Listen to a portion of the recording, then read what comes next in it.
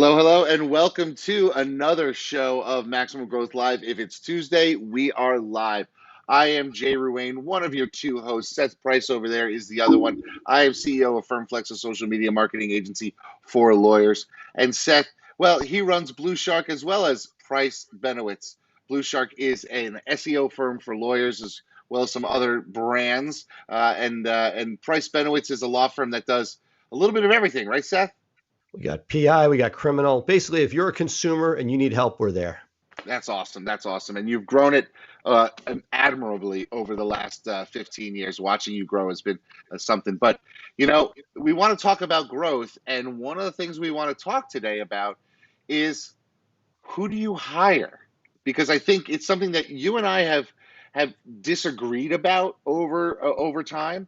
And it's certainly something that I think people need to consider as they're growing their law firms. And I personally like to hire people right out of school because I want baby lawyers who haven't really screwed up and gotten bad habits from other places. What are your No, thoughts on that that? there's and look, I don't think I disagree. I think that I found something worked for me with scale better. There's nothing better than getting somebody right out of school for price as well as for lack of bad habits. When I was even before law school, did a year as an analyst at Cravath, which is like the biggest, baddest corporate firm in New York. And they would only in those days hire right out of law school. And they would train you the Cravath way. This is how you do a letter. This is how this is how you do this. Everything had a system and nobody deviated from it to the point of firm funerals had a system of how people marched in. It was quite a sight to be seen. That said, um, I personally aspire to get people within my model in that third to eighth year is a sweet spot. I'll take somebody more senior, and there are times we take people more junior.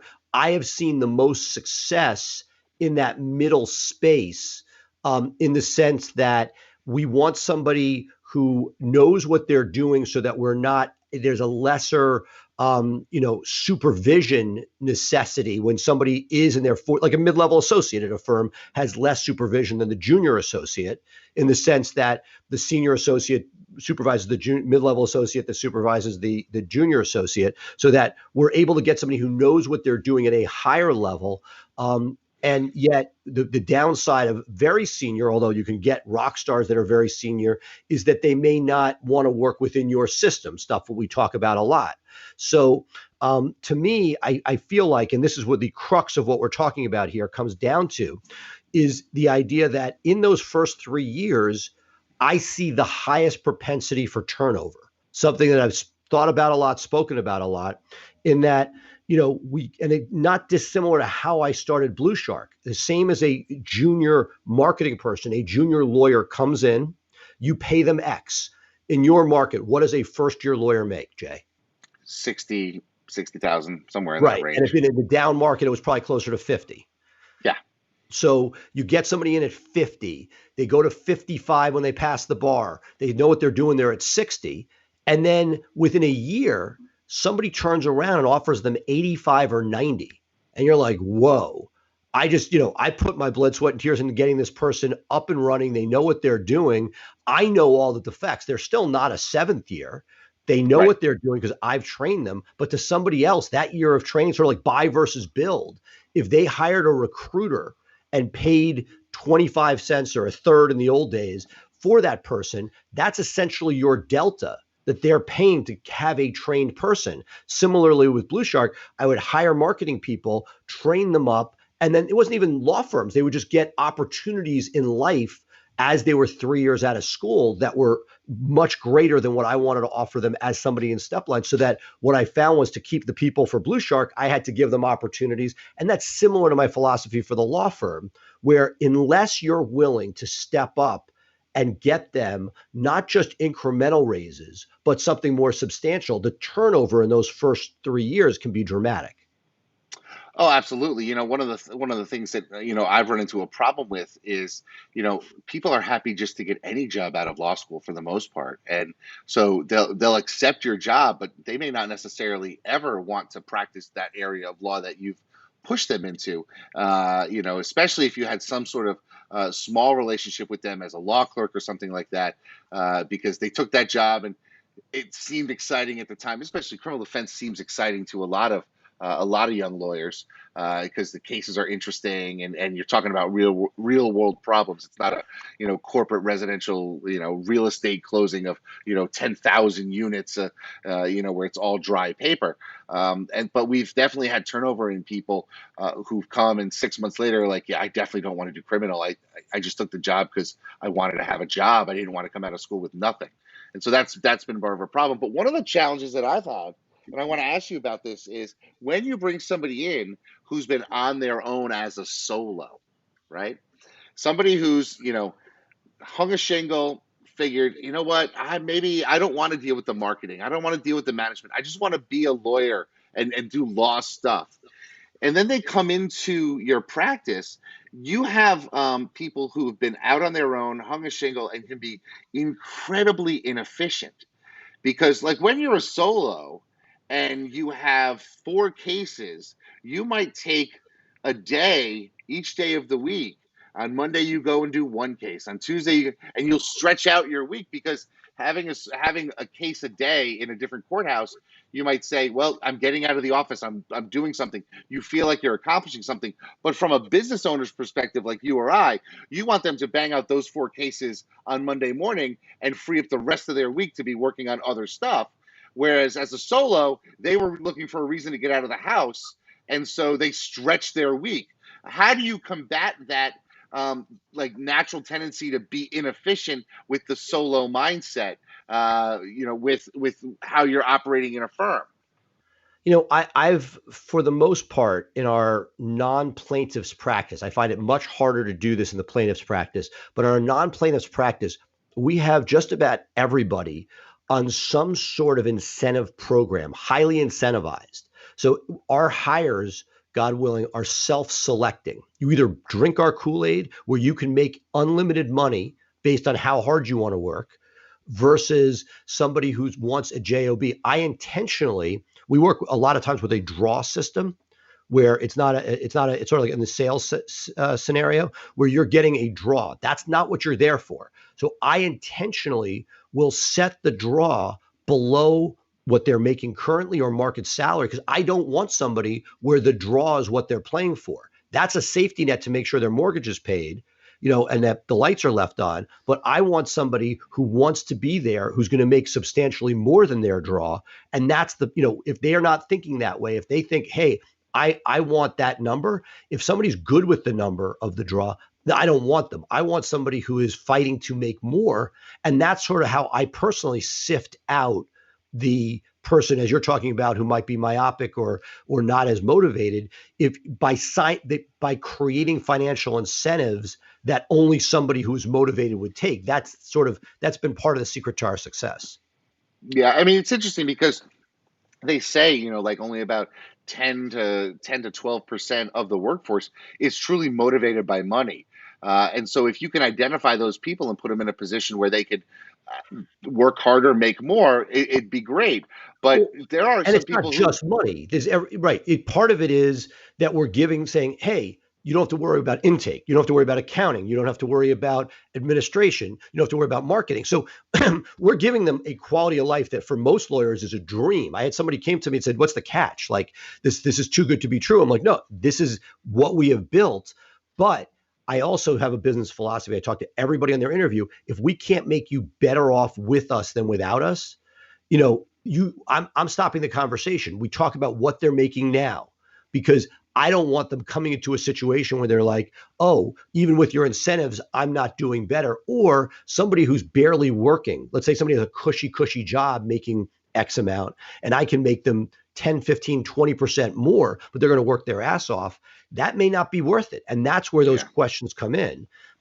So I think it's a combination of, yes, money isn't everything, but if you take your eye off that and don't at least acknowledge that you need to be in a position, because also if you aren't giving them a path to money, the market will very quickly correct it and push them out, because somebody else will say, hey, you can work less hard and get this amount.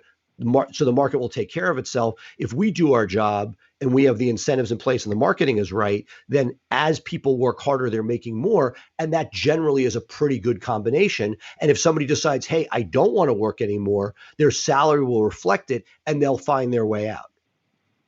Okay, so this leads me to another question that I have for you, and this is something that I think a lot of lawyers who are at the solo or small firm, maybe it's, two partners or a guy or a woman who's out there and they're thinking about hiring their associate. Everyone has these dreams that the associate is going to start bringing in cases. And I want to talk about my experience with that, but let's talk about your experience with that. And let me ask you just a plain out, straight up question. Can you rely on associate ever generating a single dollar for your firm? I know where you're going, and the answer obviously is no. And for the junior people, the answer is zero. I'm not assuming anything. As people progress in their career, I find that generally those that are good who have practiced in an area for a while will naturally have a certain referral flow. Friends of the courthouse. I feel that our firm is and I think if you speak to rock stars, Andrew Finkelstein and others, that they don't count on a single piece. Their job is to bring the cases in and not have those people out there. Are there unicorns? Our trust and estates lawyer, which is, has a great referral network that she's created. And so that a higher percentage of referrals come to that practice from her than any other practice area in the firm. But that's also dovetails well with that area where there are a lot of repeat players. For somebody practicing criminal law, your main area, short of friends and family, is satisfied clients. And that only builds over time.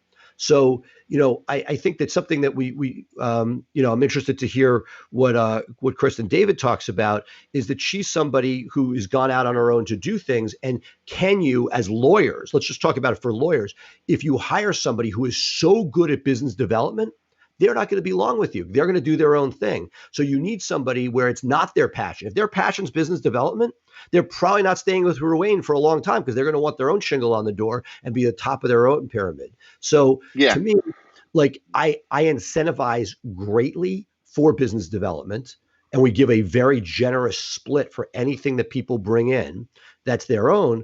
And there are people that if they want to get to certain numbers, that if they bring in 1, 2, or 3 cases a month, that can be a game changer and get them to exponentially higher places based on our formulas. But if you sat there and said, hey, I'm hiring somebody right out of law school and I'm going to send them to a bar event and expect them to generate business, you're kidding yourself. It's A, not going to happen. And B, if they really can do it, they're not staying with you for long. Yeah, I mean, that's one of the things that I think a lot of our listeners need to recognize is that the ability of a first year or second year lawyer out there to generate any business that necessarily is business that you guys do is going to be somewhat limited. And we all hire with the best of intentions, saying, I hope this person can land a big case. But that, bus full of nuns that gets hit by the drunk driver, and is rare. And It and happens, but that's yeah, lottery yeah, ticket stuff. yeah, but also I don't necessarily believe that a person in their first or second year of practicing law is thinking, "Hey, I need to land cases." They're sort of overwhelmed with the practice of law and everything that they need to know, and now we're playing with real people's lives and real issues, and and so the thing of them generating a case is sort of last on the thing, and the only reason why this came up is because it's been I've had a couple of DMs recently where people are like, I'm hiring my first associate. What sort of target should I set for them to generate business for the firm? And my response is you should expect zero and be happy with, a grand. Agreed, but part of that is it makes sense. If you're hiring a first year, yeah, it should be zero or close to zero. If you get anything, it's gravy. If somebody's practicing for 6 years in the same courthouse, they damn well better have some.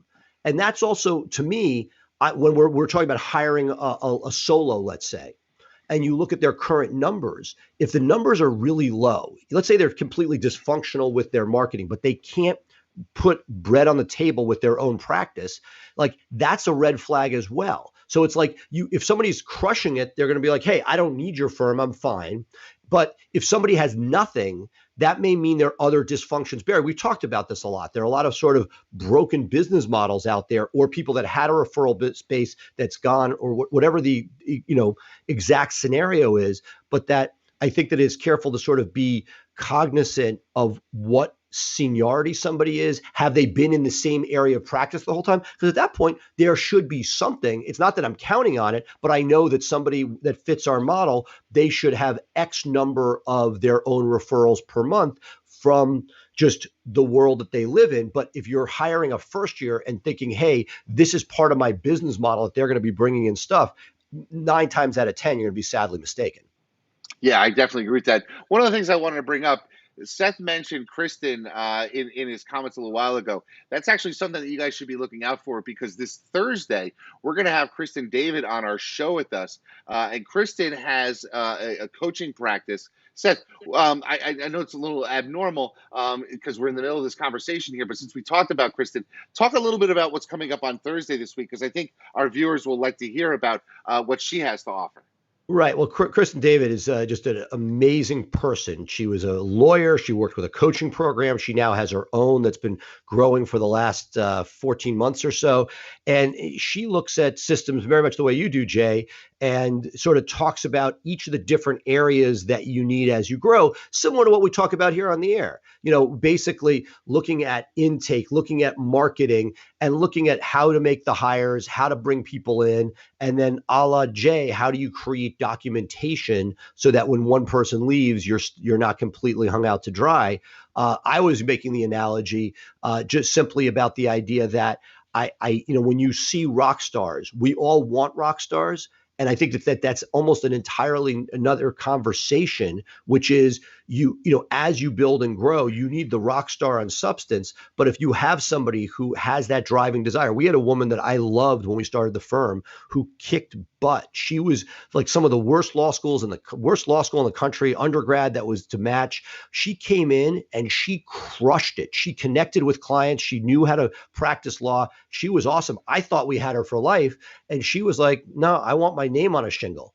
And, it was a frustrating loss. Years later, we've circled back and become buddies. But it is something that, if you can harness that energy and determination, that's awesome. But there are some people that are going to want to run. And that was sort of what I was getting at. And I think you have to think about that when hiring. Is this somebody who can work within another organization? Can they work within your systems? Or is this somebody who's going to want to have their own thumbprint on it, even if it's very similar? The irony is a lot of the people that leave end up with websites that look almost exactly like ours, that have, an entryway. Like the number of things that I sit there and laugh and take it as flattery that somebody emulates. To me, that's sort of like, hey, you talk about this all the time. When somebody goes and does it on their own, like, oh, this was a lot harder than I thought. Like there's a lot that goes into the sausage making. Oh, there certainly is. And one of the things that's a challenge for me has been when we fold new people in, if they've been out on their own or have been worked at another firm, it's really getting them to adopt our systems, because our systems work for a reason. And really, maybe that's a failure on my part in the interviewing process, because you see this person who seemingly is a potential rock star. They're coming out of another shop. You've seen them work as a lawyer, and you're like, wow, they're talented. I want to bring them in. And then they just don't seem to mix because they haven't come up in your way. And Right. it's good. No, I was going to say that I think that I think if, we joke a lot about the push and back, pull and tug between systems. Systems, very, very important. I think what I have done, right or wrongly, is allowed the rock stars. I have people that are 15 years out of school. They're amazing practitioners. They each have their own idiosyncrasies. I would like to be able to say, hey, if you need this, like a parent, I'm going to give this to you. It gets tough because then all of a sudden you have HR issues where you can't you can't treat people differently. You also have sort of just, if you allow one person to do something one way, it may not work. But for intake, I've tried to bend as much as possible to each person's predilections because to a certain extent, I work for them. I want to make sure that they have a platform that works for them. And there are going to be times when I have to say, no, we have to work within this system. But there are other times if money solves it, if having a different script in our Salesforce intake software allows for them to be treated slightly differently because it's what makes them tick, and I can keep that ego and that rock star person working within our team by not saying it must be this way, but giving flexibility. I think that that's been part of the secret to our success. That said, it comes at a price. It's not necessarily, it's certainly not a panacea, but I've been able to keep and retain people that I don't think would stay within a more rigid environment because they love that flexibility. And again, to a detriment, like on intake, I'm continuously that pull and tug between a fully scripted intake versus here are your talking points you need to get through. Make sure it's a genuine, real conversation. It's easy when you have 1, 2 people doing it. At scale at 12, it is really freaking hard and frustrating. And I'm constantly going back and forth. As I had more of a thumb on it and I really was more involved in training, I felt that could get my thumbprint on that and give people more latitude. I feel as we've scaled, I'm pulling myself back to let's get more back to the fundamentals. And it's a constant pull and tug between how much do you force people into the systems, not that they aren't there, but how much deviation do you allow, whether it be a lawyer, whether it be intake, and how much, or versus how much you say, you know what, I'm going to lose some people at the top. I'm going to lose some clients because it's too rigid, but at least I'm keeping that very keeping the system, and the script very strict. Let me ask you a question about this because I think it's something that you can enlighten our audience about.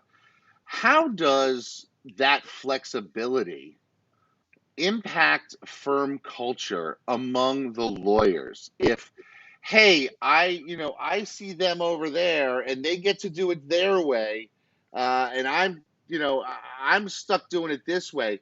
Do you ever see any sort of oil and water type of how come we can't do it this way when they can do it their Well, way well, thing among lawyers, or are your lawyers and your divisions somewhat a hub and spoke type of thing where they really don't interact with each other?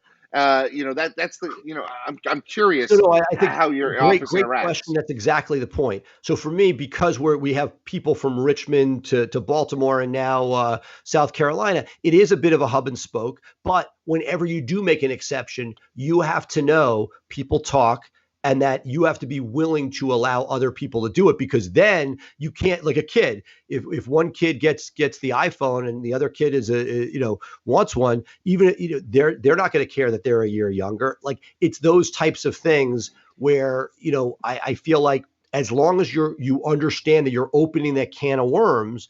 I go through this on a daily basis. What can I allow? And I push myself as far as possible. And for our key people, you'll speak to my staff. They're like, keep so and so happy. They want something, sure. Like, are there deal breakers? Yes, but the good people never get near the deal breakers. The issues that I get more are we have issues with communication of lawyers calling people back during that initial dance. And there's some lawyers that are not great with email. We need to text. And there's one lawyer in particular, one of my favorite people in the world, hates getting texts. And so I have to like make an exception. Don't text this guy, send him emails. It may not be perfect, but this is what makes him tick. And I don't want him to blow up because I love this guy and he's a valuable member of our team. So if I can make an exception now to a certain extent, you'd say, great, as long as it's in your system, as long as your manual allows it, that's your system. This guy doesn't Right. get that particular thing. To me, it's crazy. If there's money to be made, I want a text. For him, the text is a sacred place that shouldn't be used for that. Fine. So, but I need to know that by allowing this for him, if somebody else asks for it, I have to be willing to honor it because otherwise that causes, as you mentioned, more issues. But I'm talking about most of the requests I deal with are very outside the box one-offs. And that's sort of when you say systems, when I sort of joke back and forth, I am more willing to bend, I think, than a Jay Ruane in allowing for one-offs.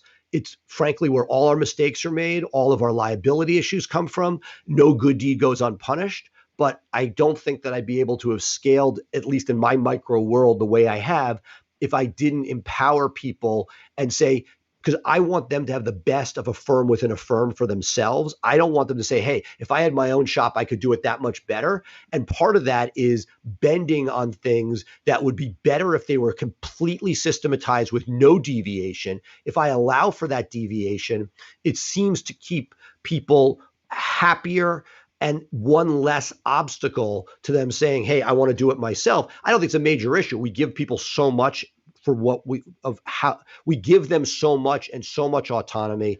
I think the key is that I am creating systems, but I'm allowing people to write their own. And as long as it's consistent, I can live with it. So okay, so now I mean we have a lot of listeners who are aspiring to be like Price Benowitz, right? They want to have that larger firm doing a lot of things. How often do the lawyers in your firm interact? The lawyers in Maryland, how often are they talking, if at all, with your lawyer in South Carolina or even one in suburban Virginia? Well, great question. So we have, as we've grown during COVID, how like when you start out, you say, when I do it, I'm going to do it my way. I was at a big firm that did all these giant meetings. I was at a big firm in DC.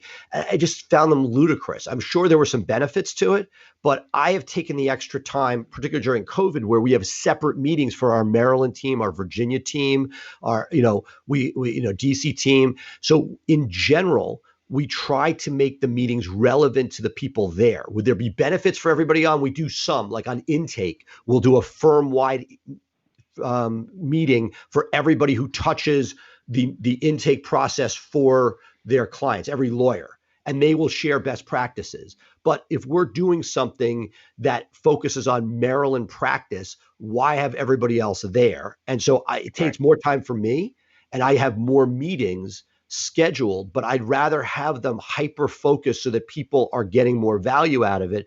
I'm sure there'd be value to have more people at some of these meetings, but you look at all the best practices of the tech companies, it's when you get to too many people at a meeting, it kind of loses its purpose and drive and really goes off course. On the plaintiff side, we do, meetings every morning for the entire group.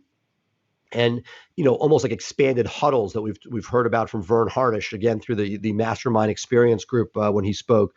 And I would say that one of the things that I really aspire to is making sure that we get as much touch as we can without that overkill. I never want to get to the point where people are like, oh my God, another meeting. The meetings are spread out enough and focused enough that I'm hoping that we are always on the right side of that and not to the point where somebody says, hey, I want out because there are too many meetings. Yeah. I was just curious about that because, if you have your PI in Maryland team doing something with intake that really seems to be working for them, why doesn't that get shared with the people in Virginia? And that's who are why, so doing the for same. things like intake, where it's, the boundaries don't matter. Yes, people are together, but that's a finite meeting on intake. They don't need to be there to discuss court schedules and whether or not we're going to have jury trials in that jurisdiction, because while it's interesting, and we do have, as I've broken it down, I have one catch-all group for people don't fit into the others. That is a much more difficult meeting because there's less, and partly, look, part of the reason we were inspired by you and others, we created an internal firm podcast, PB and Justice, that is interviewing the lawyers so that lawyers within the firm get to know each other a little bit more. Oh, that's very cool. And having that. But I also, because I really am conscious, maybe to a fault, of not over meeting, we don't have extra meetings for the sake of that. I may give up something on culture, and something I'd like to talk about on future shows is culture during the time of a pandemic. How do you ensure? That's something I've struggled with. We're struggling too. John Fisher about how do we make sure that people are motivated and connected at a time when we have a handful of new employees that have never been inside the firm. Yeah, that's a struggle that we're having, and I know other people are having it too. I was just curious from a communication standpoint. When it comes to litigation strategies, are your lawyers in different states also talking to each other? Like, hey, on the PI side, we're dealing PI with side all has state or a limited. group. to be They have the their group PI of. side as a group meets, that there's no distinction there between geographies. It's things like criminal, where it is so state specific that we do break it out. Whereas for things like trust and estates, my dad from New York joins with DC, Maryland, Virginia, where the concepts are similar enough that there is value. So if there's value of being together, we're together, but it's not for the sake of putting bodies in a room. It's where is there synergies and likelihood of sharing valuable information, understanding there might be value for more people, but like there's also a downside of more people where you lose a certain amount of focus and energy.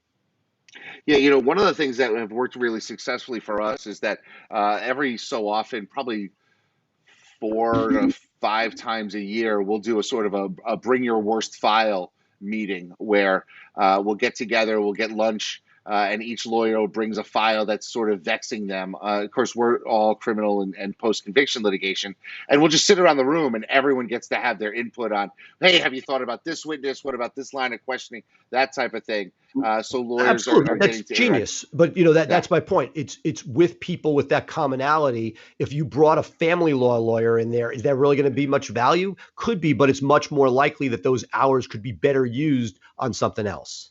Yeah, I mean, one of the things, if we did have those other areas of practice, I don't know if I would necessarily include them on everyone, but sometimes, just coming from a fresh perspective that can help somebody. And it's one of the things that lawyers can do now. If you say you have a family law practice or a PI practice and you're a solo, you could put together this board of directors type of thing where you reach out to your friend who does criminal, your friend who does trust and estates, and say, hey, I got a really thorny issue. I want to talk about it with some people. Let's get together. And you're demonstrating your knowledge to other lawyers that refer you business, and you're driving those relationships deeper. And it's something that people can do. I used to do it years ago. We used to do a And we Thursday did it lunch thing. together with marketing when we started our firms. We would Yeah. have we had lawyers from around the country, each building our firms, a decade ago, and we'd get on late night. I don't know, they weren't Zooms, they were something, and we would get together and maybe it was Google Plus, and we would sit there and share ideas. So just like the mastermind group is awesome for building the firm, if you're sitting there as a solo, I always talk about people, as people are building up, as we build up practice areas, if we don't have the knowledge base internally, it's finding those mentors outside of the space to make sure that you are connected and not working in a silo. Absolutely, absolutely. Okay, so what we're going to do now is take a quick break because we've got Ryan McKean coming up with another book review. And I got to tell you, I've been watching these for the last couple of weeks, and they've really helped me because I feel like I'm able to accomplish takeaways from some really, really good books without having to put in the time. So I've been benefiting from Ryan's voracious reading appetite. And I don't know about you, Seth, but I think it's I was going to definitely say that cool American thing. Express has been sponsoring, what is it, Blinkist, Yes. with a certain Amex cards are giving you a free subscription. Maybe we could get them to sponsor the Maximum Growth Live podcast I like that. segment on books, and we could just retire to an island. So why don't we look into Well, that next week? I mean, your Rolodex is so large, Seth, that I'm sure you know somebody who knows somebody at American Express that can get us invitation. Because I mean, I've never met anybody who's more well connected than you. But the book he's reviewing this week is a book called Friend of a Friend by David Burkus, and I'm interested in this because I hadn't even heard about this book until Ryan sent it to me and said this is a great book. So why don't we take a short break? And when we come back, Ryan will do his review. And then after that, we'll come back. We'll wrap up the show in preparation for our big show on Thursday, where we've got Chris and David. Sound good? Sounds great. Awesome. We'll be right back, folks. Just hang us a few minutes, and we'll be right back with you.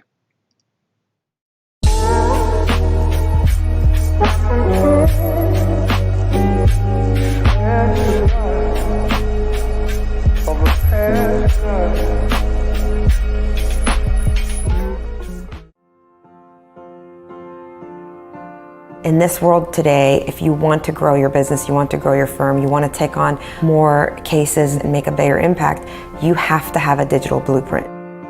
Statistically, throughout the time that we've been working with Blue Shark Digital, our law firm, the Atlanta Divorce Law Group, grew over 1,400%. They truly understand where we're headed and how we want to get there. I have a team in Blue Shark Digital that I feel like has my back.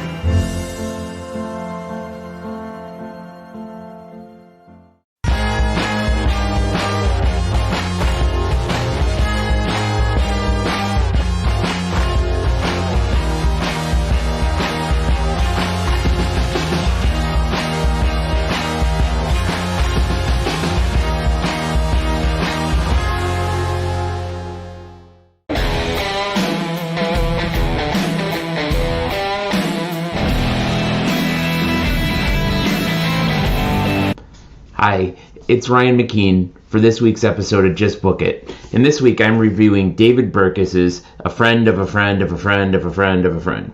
And I'm going to tell you right off the bat that this book is not very good. It didn't really hold my interest. It is really like a lot of business books that they have one idea, that idea is probably a blog post on Medium or something, and it gets turned into a usually these books are about 250 pages, and that's exactly what this book is. It's not terrible. It just did not hold my interest. It takes one point and just gives you example after example after example of that point, some of which being very, very obvious. But I do think that the central point of this book is so worth discussing, because I think it's eye-opening, and it's a way to really, I think, unlock a lot of hidden power in what it is that you are doing. I know Jay and Seth, they hear me talk about Peloton a lot, and one of my favorite instructors is Matt Wilpers, and he always talks about the hidden power in your pedal, which is basically, the way you move your feet, the pulling back with the hamstrings on the way up, not just pushing down and grinding. And this book is really a lot about that in a networking sense. We all have really strong ties. People who would refer to us no matter what, people who are very, very close professional connections, people that we work with. Your list of strong ties at any given moment, for any of us, maybe 10, 15 people, maybe some folks it's a little more, some folks it's a little less, but these are your people. This is your group, and we all have those. But one of the things that you can miss is that group changes over time. And we've had groups in high school, we've had groups in middle school, we maybe had groups at our first job. I mean, I worked with people at Walgreens, which was my first job, and I'm still close to some of those people because of those shared experiences. Maybe you played sports in college or high school, and over time, life takes us all and it scatters us.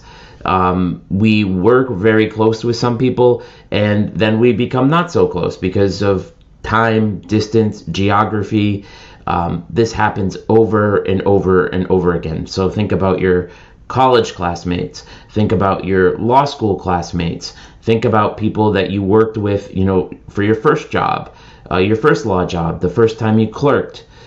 Think about, lawyers who you maybe had a case with, 10 or 15 years ago that now maybe practice a different area of law, or maybe they practice in a different locality.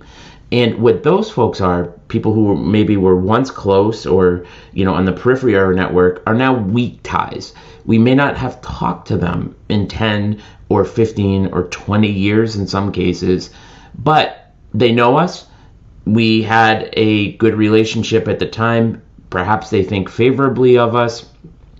And they have networks of their own. They have now close networks.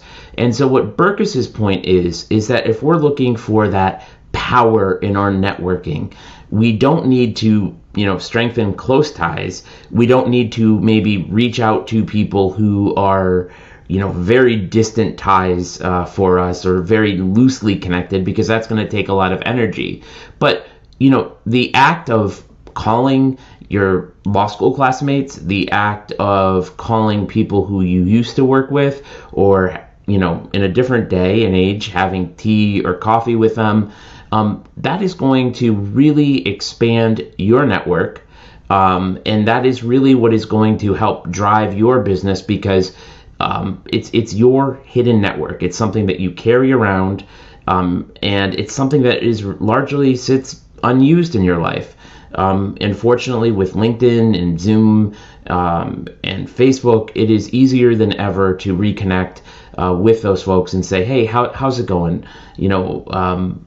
And you'll find a lot of value there in terms of building your business, building your network, and generally growing. And you're probably going to have a great time doing it. So if you're looking at networking, don't just think of new events. Think of that hidden network. But that's the whole point of the book, really. There are some other things in there where he talks about having events and being a super connector, all of which are okay points, I guess, if you have to fill 250 pages. But the hidden network stuff, it's great. Go out there, call your law school classmate, reach out to somebody who you haven't reached out to in 20 years, and watch some magic happen. Thank you.